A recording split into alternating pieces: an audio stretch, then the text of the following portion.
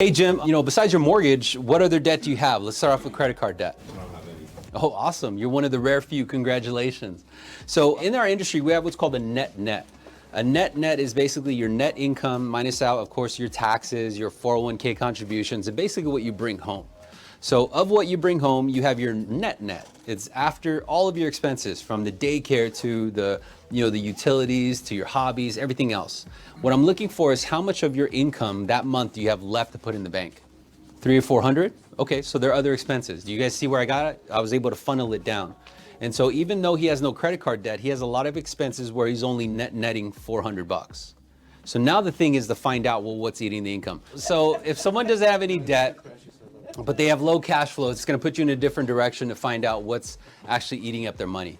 Because the reason why you called me for that 2.5 interest rate is because you don't understand mortgages like I do. So you think that you have to lower your interest rate by full point in order to get any benefit. And so like, I gotta lower my interest rate by 2% if I wanna free up $1,000 because I need the $1,000 to afford my habits. And so I understand that my message is gonna be tailored to the freedom of being able to afford those habits and still having more money. You're just switching the dialogue of the conversation.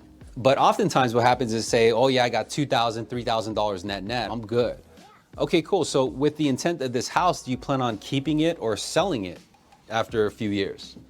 And even if they said that, oh, I plan on selling it in a few years, then I move into this question because I know this person doesn't have debt, but I need to make sure that I capture enough leverage and make him want to move with me, right? So I'm gonna ask him this question. I'm gonna say, hey Jim, the current condition of your property right now, on a scale of 1 through 10, 10 being the absolute best ideal condition, like if you were to sell it today, you get top dollar, right? The ideal condition of the property, what would you rate it on a scale of 1 through 10? Most of the time it's 7. Okay, Jim, what do you think you could do to the home to make it a 10? And then they're gonna start like, well, the wife wants to do the master bedroom or the master bathroom. We're thinking about doing the kitchen. And what you're doing is you're making them experience it, right? So he's thinking of every single thing, like I wanna do a new garage, we need to do the driveway. Okay, cool. So if you were to do those things, Jim, what would that do to your property value? Oh, we'd be the perfect house on the block. You see how I'm making him experience it? Mm-hmm.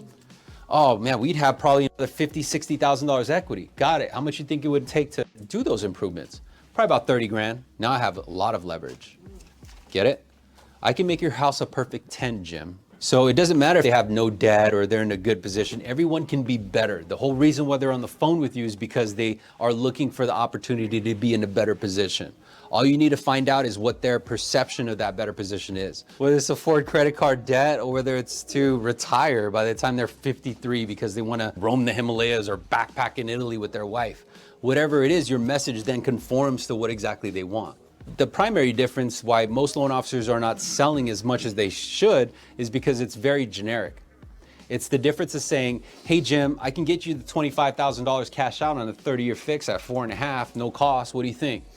Versus saying, hey Jim, I can remove $25,000 of credit card debt, boost up your FICO, create enough cash flow to replenish your checking and savings, put enough money in the bank where you and your family and your 4 kids are going to sleep very easily and position you to reduce your term by 9 years in the next 12 months.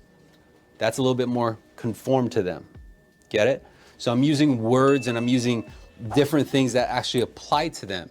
And that tailored message builds the loyalty. It fosters the urgency because you're speaking to them using words that they say.